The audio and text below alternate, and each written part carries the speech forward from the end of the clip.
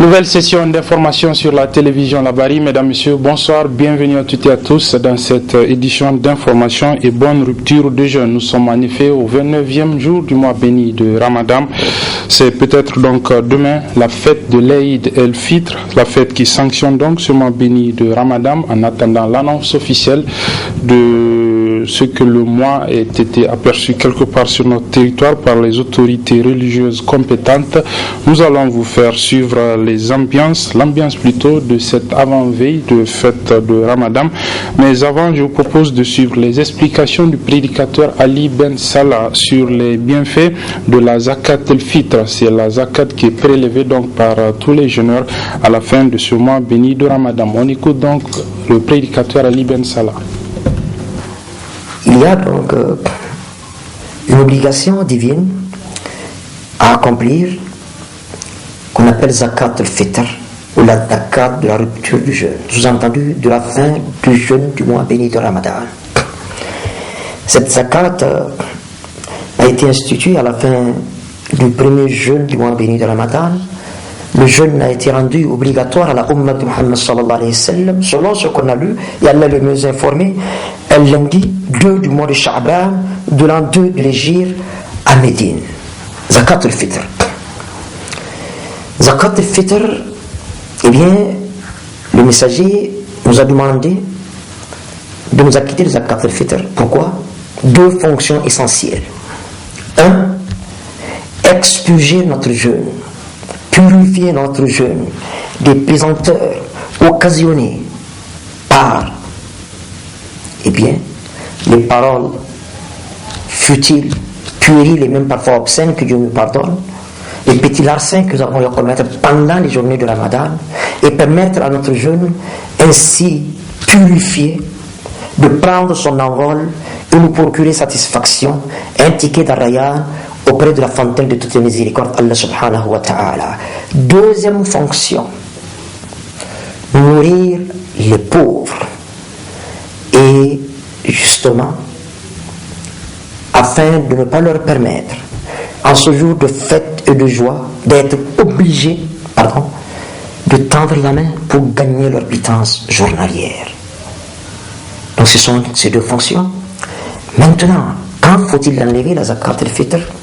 On doit nécessairement s'acquitter de Zakat al-Fitr avant de sortir pour la fête. Si on le fait 48 heures avant, c'est une très bonne chose. Et c'est valable, et c'est recevable. 48 heures avant, pourquoi?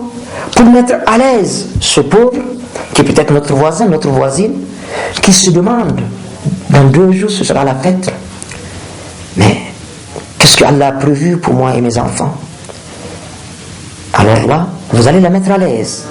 Et justement, pour permettre de mettre cette femme à l'aise, il serait bon, là je vais traiter, je pense, cette question lorsque je vais parler de la valeur à donner. Donc, quand faut-il enlever? 2 jours ou 1 jour avant, c'est possible, mais nécessairement avant de sortir pour la fête. Eh bien, quand on le fait avant de sortir pour la fête, les 2 fonctions que j'ai citées plus haut, eh bien, elles sont valables. Ces 2 fonctions sont opérationnelles. Mais si d'aventure, on ne le fait pas avant de sortir pour la fête, eh bien, l'obligation demeure, mais les fonctions tombent. Nous sommes obligés, même au retour de la fête, de nous acquitter de Zakat al-Fitr. Mais les fonctions ne tiennent plus. C'est comme celui-là qui égorge son mouton de Tabaski avant de sortir pour la fête cette fois-ci. Le coup d'envoi est donné après la prière, le jour de la fête de Tabaski. Si on le fait avant, on n'a fait que festoyer avec sa famille. C'est la même chose pour Zakat al-Fitr. Si on l'enlève après la prière, c'est une ombre comme une autre, mais on doit la faire. Si on ne le fait pas, Zakat al-Fitr va nous traîner le jour de la résurrection devant le tribunal du Très-Haut et nous demander des comptes. Voyons donc à présent l'ambiance qui prévaut en cette veille de fête dans les différents marchés qui sont pris d'assaut par les femmes, notamment pour aller acheter les condiments pour les mets de fête. Ambiance d'avant-fête, donc dans ce reportage d'Abouakar Souley et Nafissa Hassan. Quelques heures avant la fête de l'Aïd el-Fitr dans les marchés, c'est l'effervescence. L'ambiance effective. Une journée pendant laquelle tous les ménages s'approvisionnent pour la fête à la grande satisfaction des revendeurs.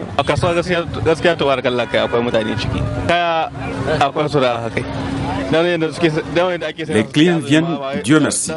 Les produits coûtent également moins cher, car même pendant Ramadan, les prix ne sont pas abordables comme aujourd'hui.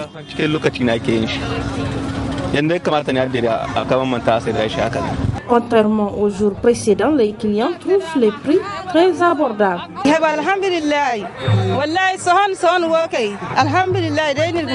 Dieu merci, les prix sont abordables parce que même les revendeurs ne peuvent vendre que selon le prix et le moment.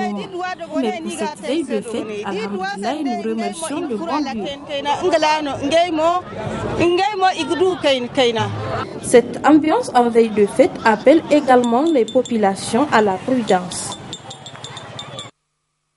À l'occasion donc toujours de cette fête, tout le monde se fait beau, les femmes notamment, et pour cela elles ne négligent pratiquement rien. C'est par exemple le fait pour elles de se parer du henné avec le tatouage qui est plus prisé en cette période de fête.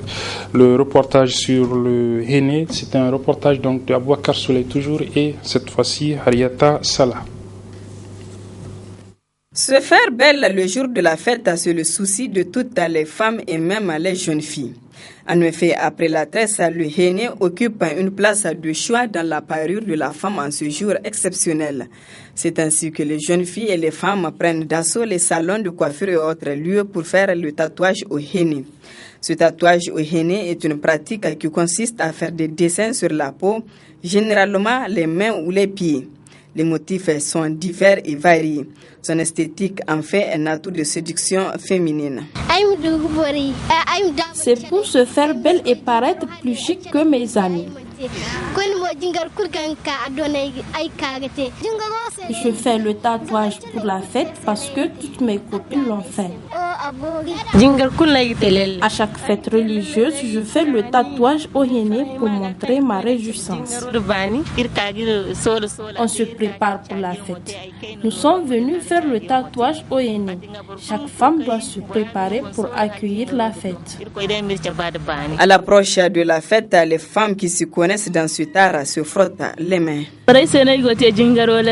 J'ai commencé à faire le tatouage au henné depuis 3 jours. Je le fais aux femmes et aux fillettes. Elles me payent. La pâte de henné est appliquée sur la peau à l'aide d'un sachet en plastique pour une application précise selon les motifs choisis. On laisse ensuite le henné poser au minimum 1 heure. Les périodes de fête riment aussi avec de fréquents accidents dans la capitale Niamey. Les services compétents de prise en charge et de secourisme sont donc déjà en alerte, mais déjà ils appellent la population à plus de vigilance. Ce reportage, voyons cela donc dans ce dossier signé Sadou Doumé Ismaël Moumouni. Jour de fête, jour de réjouissance également, jour où le taux d'accident de circulation dans la ville de Niamey monte en flèche. Dans l'euphorie de la joie, certains jeunes et même des adultes s'adonnent à des consommations de stupéfiants. D'autres ne maîtrisent pas le code de la route. Par contre, d'autres ne le respectent même pas et prennent le volant, engendrent ainsi des accidents et parfois mortels, alors que cela peut être évité à travers. Le conseil simple qu'on a donné, c'est vraiment le respect strict des règles du code de la route. Ça peut éviter beaucoup de situations désastreuses. Et aussi un certain type d'organisation qu'on doit envisager ici chez nous. D'autres pays ont testé ces méthodes, ces messages-là. Entre autres, celui d'insister pour que celui qui conduise soit dans un groupe donné, celui qui ne boit pas. C'est-à-dire qu'il faudrait que même si c'est des jeunes qui veulent aller faire la fête ou autre, qu'ils s'organisent en se disant qu'il faut rentrer à la maison vivant. Et comment rentrer vivant à la maison? Il faut être sûr que celui qui pilote l'engin est lucide, c'est-à-dire qu'il n'a rien bu. Spécialistes en secourisme, les sapeurs-pompiers ont multiplié le dispositif afin de secourir à temps les blessés. À ce titre, nous mettons des dispositifs prévisionnels de secours pour pouvoir vraiment répondre efficacement aux attentes de la population. Donc à ce titre, au niveau des sapeurs-pompiers de Niamey, nous allons mettre des dispositifs sécuritaires au niveau des différents carrefours pour pouvoir vraiment intervenir rapidement. Donc notamment au niveau du carrefour rond-point 6e, le carrefour rond-point Gadfawa, il y aura aussi sous l'échangeur, le premier échangeur, et enfin au niveau du rond-point Liptako à Harobanda. En cas d'accident de circulation, on doit sécuriser le périmètre et alerter les services compétents. Il faut veiller à quitter la partie du trottoir ouvert encore au trafic. Ça, c'est le premier réflexe, quitter la route, parce que c'est pas rare qu'un autre véhicule vienne percuter tout le reste. Et donc, une fois ça effectué, il faut rapidement appeler les secours, tout en faisant les premiers gestes. Si quelqu'un saigne, on peut essayer de mettre un linge pour appuyer, on peut essayer également de l'extraire du véhicule. Si par exemple il y a un départ de feu, ça c'est des choses basiques que tout le monde peut faire. Et appeler les secours, c'est-à-dire il y a les services de secours, le 15 pour le SAMU, le numéro 18 pour les sapeurs-pompiers et le 15 pour la police secours, la police nationale. Parmi ces services compétents figurent les sapeurs-pompiers, qui d'ailleurs invitent la population à ne pas blaguer sur la ligne téléphonique car la survie de beaucoup de victimes y dépend. C'est une occasion aussi vraiment pour rappeler aux populations que le 18 c'est un numéro d'appel au secours et non pas un numéro en fait qu'on utilise pour appeler juste pour s'amuser ou bien pour saluer les pompiers. C'est une ligne dédiée au secours. Donc vraiment l'appel qu'on peut donner au niveau de la population, c'est qu'ils fassent tout pour pouvoir libérer cette ligne, qu'elle soit utilisée vraiment à bon escient, juste pour en cas de nécessité, donc en cas de demande de secours. Perdre un proche fait mal, le savoir mort dans un accident de circulation fait encore plus mal, car cela pourrait être évité en respectant le code de la route, en tout cas en ce qui concerne les accidents liés à l'être humain. Toute autre chose à présent, ce 13 juin, c'est la journée mondiale de sensibilisation sur l'albinisme, cette affection héréditaire due à un manque de mélanine dans le corps est bien présente au Niger. Le thème de l'édition de cette année 2018 est donc faire briller notre lumière sur le monde. La célébration de cette journée va intervenir pour raison justement de cette fête ici au Niger le 19 juin prochain. Mais avant, nous vous proposons déjà la situation des albinos au Niger avec la présidente de l'Association nationale des albinos du Niger, Kadigatou Moumouni. La situation des personnes atteintes de l'albinisme au Niger est marquée par une précarité. Parce que je dirais que il n'y a pas de pratiques au Niger, des pratiques de les violences, c'est-à-dire les attaques ou bien les tueries. Donc ça vraiment au niveau de la société nigérienne, Dieu merci, on est épargné de ces pratiques. Mais ce qu'il y a, c'est que nous avons toujours un problème de prise en charge. Parce que nous, notre problème, c'est la pauvreté, c'est le soleil. La pauvreté et le soleil. Parce que le soleil, donc vous savez que le Niger, c'est un pays où vraiment il fait très chaud. On a souvent les températures maximales qui vont jusqu'à 45 degrés. Donc la personne atteinte de l'albinisme a une peau fragile qui ne supporte pas le soleil. Et donc, la santé, et en dehors de la santé, il y a la pauvreté. Parce que beaucoup n'arrivent pas à étudier. Même ceux qui sont envoyés à l'école, parfois ils abandonnent au niveau du primaire, au niveau du collège. Il y a beaucoup aussi qui ne sont même pas envoyés à l'école. Et ceux qui ne sont pas envoyés à l'école, c'est pas, c'est pas toutes les catégories de tâches qui leur sont accessibles parce qu'ils ne supportent pas de travailler sous le soleil.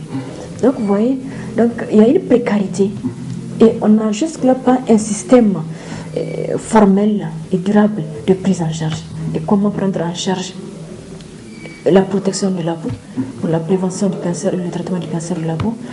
Comment protéger la vision en toute dégradation. Comment promouvoir l'insertion socio-économique des personnes atteintes de l'albinisme au Niger. Parce que très peu parmi les personnes albinos au Niger travaillent dans le système formel, c'est-à-dire au niveau du gouvernement ou bien du privé. Ce à quoi nous aspirons, c'est vraiment un système formel durable. C'est-à-dire il y a un programme de prise en charge où vraiment chaque fois on sait à qui se référer. Et quand il y a des produits qui ont été prescrits, comment les prendre en charge. Donc tout cela, jusque-là, vraiment, ça n'a pas été mis en place. Voilà, c'était donc Kadigatou Moumouni, la présidente de l'Association nationale des albinos du Niger à l'occasion de la célébration ce 13 juin de la journée mondiale de sensibilisation à l'albinisme. Il faut rappeler que les festivités entrant dans le cadre de la célébration de cette journée ici au Niger interviendront le 19 juin prochain.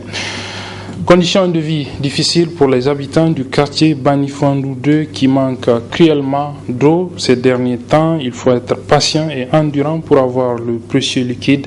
Constat dans ce reportage de Hassan Saleh Mustafa. Elle ne coule pas dans les robinets depuis le mardi. Aucune goutte d'eau sur les installations dans plusieurs maisons. Ça se passe ici à Niamey, précisément au quartier Banifondou 2, Troubnani Grillage ou Rond-Point Jubo.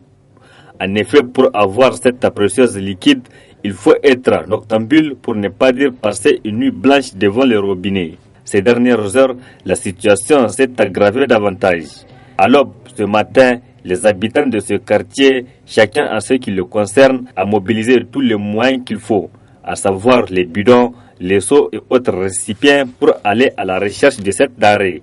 À pied, sur les charrettes, sur des motos ou dans des véhicules, parfois très loin dans le centre-ville. Vraiment un véritable parcours de combattants pour s'approvisionner. Cependant, pour les riverains du rond-point Salou-Jubo, une bonne volonté vient au secours de cette population. Elle a mis son forage personnel gratuitement à la disposition des habitants pour au moins assister cette dernière pendant cette période par excellence d'utilisation de l'eau, le carême, la chaleur et la veille de la fête de Ramadan. Il faut préciser que la population de Banifondou 2 vit ce calvaire depuis quelques semaines et aucune amélioration, encore moins aucune explication particulière de la société en charge de la distribution de ce liquide précieux devenu oiseau rare tant convoité à Banifondou 2. Justement, toujours en lien avec cette problématique de l'approvisionnement en eau, le ministre en charge de l'hydraulique était récemment dans le département de Tera, dans la région de Tillabéri, où il a effectué une série de visites sur les installations et ouvrages hydrauliques dans cette localité. Une visite pour s'assurer des conditions d'approvisionnement des populations en eau potable. On suit le résumé de cette visite dans cet élément. Dans le cadre de la mise en œuvre des politiques publiques de l'État en matière d'accès à l'eau potable et aux infrastructures d'hygiène et d'assainissement, le président de la République, chef de l'État, son Excellence Issoufou Mamadou, a donné des orientations claires au ministère de l'Hydraulique et de l'Assainissement, celle de rendre l'eau potable partout et pour tous d'ici 2030. C'est pourquoi le gouvernement du Niger a adopté le 9 mai 2017 le programme sectoriel Eau, Hygiène et Assainissement Proséa. Le Proséa donnera la chance à tous les Nigériens du milieu urbain et rural d'avoir accès à l'eau potable et aux infrastructures d'hygiène et d'assainissement d'ici 2030. Pour traduire les engagements du président de la République en actes concrets et rassurer les communautés, le ministre de l'Hydraulique et de l'Assainissement, le professeur Issoufou Katambe, a initié des missions à l'intérieur du pays. Après le département de Filangué, la région de Dosso et celle de Maradi, le ministre de l'Hydraulique et de l'Assainissement était le mardi 12 juin 2018 dans le département de Tera. À Tera, le professeur Katambe a d'abord visité la station d'alimentation en eau potable de Gotei avant de se rendre à Foniko, une localité qui souffrait d'un problème crucial d'accès à l'eau potable depuis 1966. Mais aujourd'hui, cela devient un vieux souvenir grâce aux efforts du gouvernement. Foniko, comme vous le savez, c'est le village de l'ancien président de l'Assemblée, M. Boubouama. Et ce village-là a connu des problèmes d'eau. Et comme vous l'avez entendu ce matin à travers les propos du chef du village, les populations se ravitaillaient avant au niveau de la mare que nous avons visitée. Mais maintenant, ce n'est qu'un lointain souvenir, parce que vous avez vu qu'il y a une mini AEP, et avec des bornes fontaines et même des branchements sociaux. Le ministre de l'Hydraulique et de l'Assainissement devrait ensuite se rendre sur le chantier des travaux de renforcement des capacités de production de la mini-adduction d'eau potable de Terra. Financée entièrement par l'État du Niger à travers la Société des patrimoines des eaux du Niger, la SPEN, cette usine de traitement d'eau potable coûtera plus de 800 millions de francs CFA et garantira environ 1000 mètres cubes par jour pour satisfaire le besoin en eau potable des populations de Terra. On m'a dit qu'il y avait un problème d'eau à Terra, c'est réel, parce que les besoins de la population sont estimés à 1800 mètres cubes, alors que vous savez que Terra est ravitaillée par des forages qui ne produisent que 600 mètres cubes. Donc il y a une différence de 1300 mètres cubes qu'il faut combler. Et cette station que nous venons de visiter est la bienvenue parce que nous pouvons traiter jusqu'à 1000 mètres cubes. Donc 1000 plus les 600 issus de forage, ça fera 1600 mètres cubes. Donc il y aura un gap de 200 mètres cubes et nous pensons que ce gap-là, on peut le gérer. En attendant, et le gros projet, parce qu'il y a un gros projet qui consiste à tirer l'eau de Goté jusqu'à Terra. Donc une fois que ce projet-là sera réalisé, tous les problèmes, en tout cas au niveau de Terra, et même pas seulement Terra, mais les villages environnants, ce problème-là sera résolu. C'est un sentiment de grande satisfaction qui m'anime à travers la visite entreprise par le ministre de l'Hydraulique. Les dispositifs qui ont été pris par le gouvernement nous rassurent que désormais, en tout cas, la population aura suffisamment de l'eau à boire, à abreuver ses animaux et même faire ses petits ménages. Il faut préciser que le professeur Katambe était accompagné dans ce déplacement par le gouverneur de la région de Tillabéri, le directeur général de la Société des patrimoines des eaux du Niger, la SPEN, et les cadres centraux et régionaux de son département ministériel. Une mission de l'Organisation internationale de la francophonie séjourne dans notre pays depuis quelques jours pour rencontrer les différents acteurs politiques dans le cadre des préparatifs du processus électoral en vue des élections générales de 2021. Donc ce mercredi, les membres de cette mission étaient avec les représentants du front récemment créé, le Front patriotique. Le résumé de cette rencontre avec nos reporters Nasser Seydou et Abdelrazak Hamidou. Cette rencontre entre les missionnaires de l'Organisation internationale de la francophonie OIF et le Front patriotique intervient 4 jours seulement après le baptême de ce nouveau front le 9 juin dernier au Palais des Congrès. Un face-à-face pour parler des échéances électorales de 2021. Et nous avons expliqué à nos amis de l'OIF qu'il y a un sérieux problème de consensus à ce niveau et le Front patriotique rejette dans sa forme actuelle le code électoral et donc partant de la CENI actuelle. Ceci a relevé ou a révélé quelque chose de désormais connu. Il y a une majorité au pouvoir qui a sa vérité et il y a le reste du Niger qui est en train de dire que nous ne sommes pas d'accord. La question est tellement importante. Les élections futures seront un immense défi pour ce pays que toute volonté, qu'elle vienne de l'intérieur du pays ou de l'extérieur, nous ne pouvons que l'accueillir. Et ici, nous offrons en quelque sorte une chance à cette médiation pour qu'elle tente en tout cas de réunir ce qu'il est très difficile de réunir parce que, comme nous l'avons toujours dit, il y a un langage des sourds, un dialogue des sourds au Niger. Et la partie au pouvoir, en tout cas, semble refuser tout consensus. Le Front patriotique affiche sa bonne foi pour la tenue des élections libres, crédibles et transparentes en 2021. Le Front patriotique est disposé, comme nous l'avons dit, à ne jamais quitter une table de négociation, à condition que toutes les conditions d'engagement, en tout cas de vérification de la sincérité des acteurs soient assurées. D'où l'exigence des grands témoins, puisque franchement, la confiance politique dans le dialogue politique est morte depuis un bout de temps. Et ça nécessite un grand travail pour réconcilier les Nigériens et pour qu'on puisse avoir des élections transparentes dans les 2 années à venir. Le Front patriotique est disposé à faire des propositions à l'OIF dans un bref délai dans le souci de corriger les lacunes constatées par le Front dans le code électoral, objet du retrait du MPN Kishinkasa de la mouvance pour la renaissance du Niger. Parlons à présent de la situation du président du parti Modern FA Lumana Africa, M. Hama Amadou, par ailleurs député national. Eh bien, c'est son statut de député qui est en train d'être remis en cause. En effet, le bureau de l'Assemblée nationale a débattu de la question de sa révocation au niveau de son parti politique. L'on pense que cela est la suite logique de l'acharnement dont le président du parti est objet depuis quelques années déjà. Résumé de cette réaction du Modern FA Lumana Africa sur cette procédure enclenchée par le bureau de l'Assemblée nationale concernant M. Mamadou avec nos reporters Nasser Seydou et Hassan Saleh Mustafa. Le président du Modern FA Lumana, Hama Amadou, sera déchu de son titre de député national. Le bureau de l'Assemblée nationale a statué sur la procédure de sa déchéance au terme de sa réunion du 6 juin dernier. Pour le député Soumana Sanda de l'opposition, c'est la cabale qui continue contre le président de leur parti, Hama Amadou, qui n'a jusque-là pas bénéficié d'aucun droit relatif à son titre de député national depuis son élection. Premièrement, nous leur avons rappelé que Hama Amadou a été jugé par contumace. Il a été jugé alors même qu'il n'était pas là.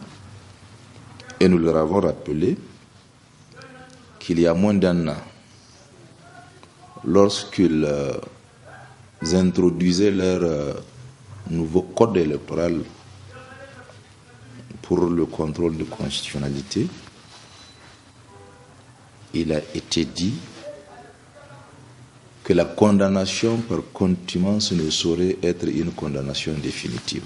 Là, ce n'est pas nous qui le disons, mais je pense que ça fait partie, n'est-ce pas, de points que la Cour constitutionnelle, en son audience du 30 juin 2017, avait relevé comme anticonstitutionnel.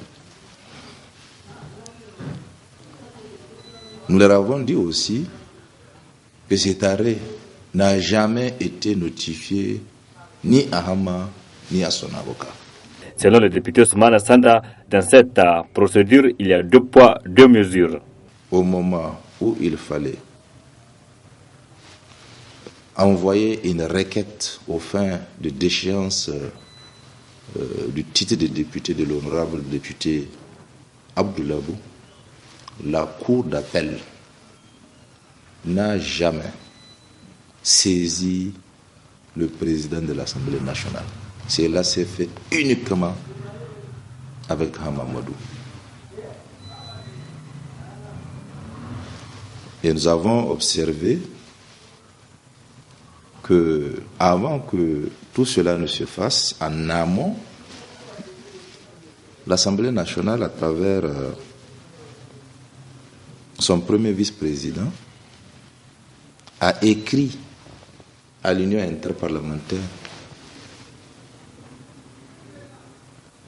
qui est aussi dans le dossier, qui, au cours de la dernière Assemblée générale, avait produit un rapport indiquant le caractère politique du dossier. Ainsi, le bureau de l'Assemblée nationale qui a examiné sur le cas de Hama Amadou a saisi la Cour constitutionnelle aux fins de statuer sur la requête qui déterminera le sort du député Hama Amadou. La série de ruptures collectives du jeune entreprise par le chef de l'État Issoufou Mahamadou à l'occasion de ce mois béni de Ramadan, la série donc de ruptures collectives a pris fin hier après-midi au palais de la présidence et hier les autres à rompre le jeûne avec le chef de l'État étaient les hommes de médias. Il y avait pour la télévision Labari, Abouakar Souley et Abdelrazak Hamidou. Pour ce dernier jour de rupture collective à la présidence de la République, l'honneur revient à la presse et aux artistes et autres acteurs culturels. le tout dans une ambiance bon enfant.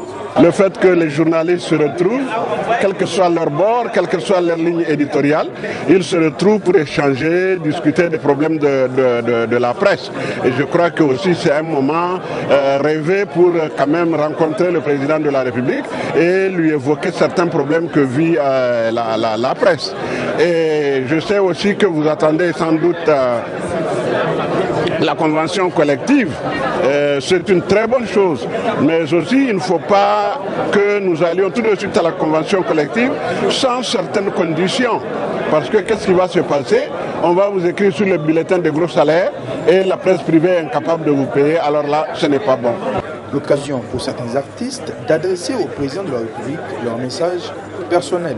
Il ne nous reste plus qu'à souhaiter beaucoup de bonheur à notre pays, faire que la paix soit matin, midi et soir au rendez-vous de notre pays et prier le bon Dieu que nos œuvres soient acceptées, que l'hivernage soit fécond, parce que vous n'êtes pas sans savoir que l'hivernage s'installe. Enfin bref, une occasion dont nous allons profiter pour souhaiter tout ce qu'il y a de bien pour le Niger et pour tout le peuple du Niger. Vraiment, c'est une bonne chose, la rupture collective initiée par la présidence. Ça nous permet de nous retrouver non seulement et vraiment en communion pour casser les jeunes. Ensemble, on cause de tout et de rien et de notre religion. Et manger ensemble, nous souhaitons vraiment que le bon Dieu récompense au centuple ce geste. Je pense que c'est hyper bien de se rencontrer, de voir de nouvelles têtes, beaucoup de journalistes, beaucoup d'artistes et ça fait vraiment super plaisir. Et je pense que si le président peut continuer dans ce sens-là, ça sera une grande chose aussi pour nous. Merci Monsieur le Président de la République de vouloir être avec nous, avec le peuple, à chaque fois quand il peut avoir une occasion de le faire, qu'il le fasse. Parce que nous, ça nous fait plaisir et c'est une fois en passant. Merci une fois encore et Ramadan Karim. Franchement, on est venu, ça fait plaisir d'abord parce qu'on a pu voir le président et voilà, donc là maintenant on s'est vu aussi entre nous artistes et journalistes, il y avait aussi des journalistes aujourd'hui. Donc franchement, c'est très convivial et c'est très bien, franchement. Jusque-là, les artistes n'ont pas de statut, ce qui nous freine dans beaucoup d'activités. Mais dès que nous aurons des statuts comme dans les autres pays, sincèrement, je pense que le Niger pourra aller de l'avant parce que nous sommes la voix des sans-voix. Et c'est ainsi, avec les artistes et la presse, que cette série de ruptures collectives se termine. Le concours de lecture et de mémorisation du Saint-Coran organisé par la télévision Niger 24 à l'occasion de ce mois béni de Ramadan a pris fin hier avec la cérémonie de remise des prix. C'était donc au niveau du siège même de l'organe de presse. Le résumé avec notre reporter Oumou Samna.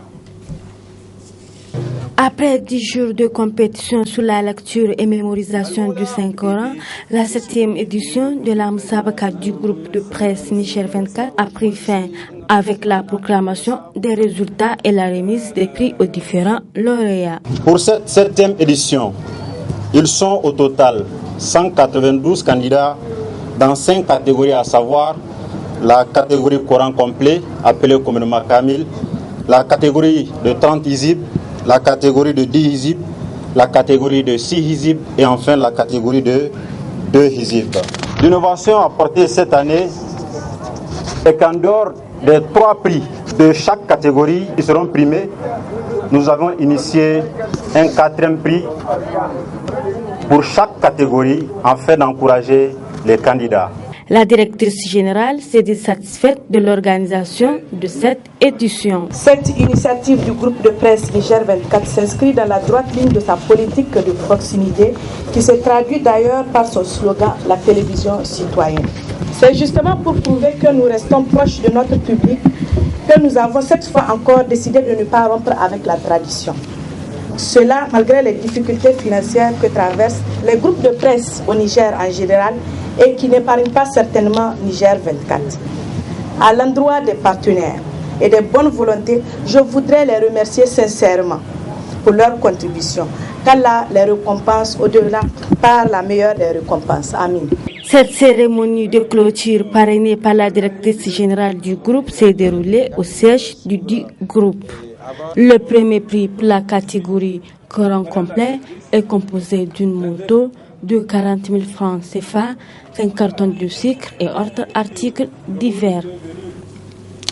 Et pour refermer cette édition, nous vous proposons la lecture d'un communiqué du ministère de la Santé publique portant décision de fermeture de plusieurs établissements privés de santé qui ont donc été ainsi sanctionnés par le ministère de tutelle pour divers manquements constatés, et cela après une inspection de services menée par les services justement du ministère de la Santé publique. C'est ce communiqué qui met un terme donc à cette édition. Nous vous proposons une bonne réception et une bonne suite des programmes sur la télévision Labari. Suite aux missions d'inspection des établissements privés de santé diligentées par les services compétents du ministère de la Santé publique au cours du mois de mai 2018, il a été relevé des manquements au niveau de plusieurs établissements privés de santé. C'est ainsi que, selon les constats faits sur le terrain, certains établissements ont été mis en demeure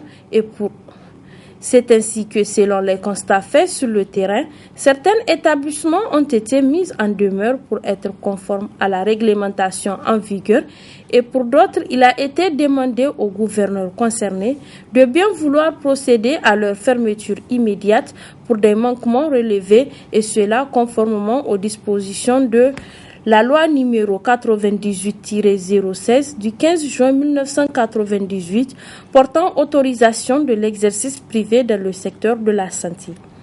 Du décret numéro 98-329-PRN-MSP du 19 novembre 1998 fixant les modalités d'application de la loi numéro 98-016 du 15 juin 1998 portant autorisation de l'exercice privé des professions dans le secteur de la santé. De l'ordonnance numéro 97-002 du 10 janvier 1997 portant législation pharmaceutique et ses tests subséquents d'application. Les établissements mis en demeure sont les suivants: région de Difa, salle de soins privée Algérie, salle de soins Al-Pharma, région de Zander, salle de soins infirmières médicaux, Rukumani, Sauki, Dougouza, Al-Kawali, Taimoko, Damergou, dispensaire Saint-Joseph de Cluny, la clinique du Damagaram. Optique 2000 Niamey, quartier Yantala, boulevard Malibéro, face Château 8. Cristal Optique, quartier Plateau, face village chinoise. Espace Vision, 148 rue du Plateau. Weli Optique, avenue de l'Arewa, rue du Grand Marché, Bani Zumbu. Idéal Optique, avenue de l'Islam, quartier Kalé-S. Moderne Optique, avenue de l'Arewa, rue du Grand Marché, Bani Zumbu. Vision Plus, avenue Sony Alibert, quartier Sony, face Hôtel Moustache. Afrique Optique, face siège des sapeurs-pompiers. Top Vision, face pharmacie Sony, 2e arrondissement communal. Caritas Optique, CSONG Caritas, arrondissement communal Niamey 2, derrière le Grand Marché. Confort Optique, arrondissement communal Niamey 2, rue Balafon, étage Chatoumaouri. Ophtalmologique Makka. Région de Maradi, cabinet de soins privé Salama, cabinet de soins d'Adenkowa, salle de soins Logobir, cabinet médical Kauran Hausawa, cabinet médical Mourna. Les établissements à fermer immédiatement sont les suivants: Difa, le cabinet médical Borno, Niamey, la lunetterie Ader Optique 6 au marché Assalam, la lunetterie Optique Arewa, rue du commissariat central, quartier maison économique. Maradi, la salle de soins de la médecine chinoise et de la pharmacopée chinoise dans la commune urbaine de Maradi. Le cabinet de soins Saraounia Mangou dans la commune urbaine de Maradi. Zander, la salle de soins de la médecine chinoise traditionnelle, le cabinet de soins Mani, la polyclinique d'Ankanta, la clinique Hamdallah, le cabinet médical Anour, le cabinet médical Arwake, le cabinet médical Awarke, le cabinet médical Gaskia, la salle d'accouchement du Kawar, le cabinet médical Zengui. Conformément à sa mission et pour rassurer la population et l'ensemble des acteurs, le ministre de la Santé publique attache du prix à l'amélioration de la qualité des prestations des soins et services offerts aux populations et a instruit ses services techniques compétents de procéder à un contrôle régulier et permanent de cette qualité. Tous les intéressés sont invités à régulariser leur situation administrative dans un délai de 3 mois à compter du 31 mai 2018.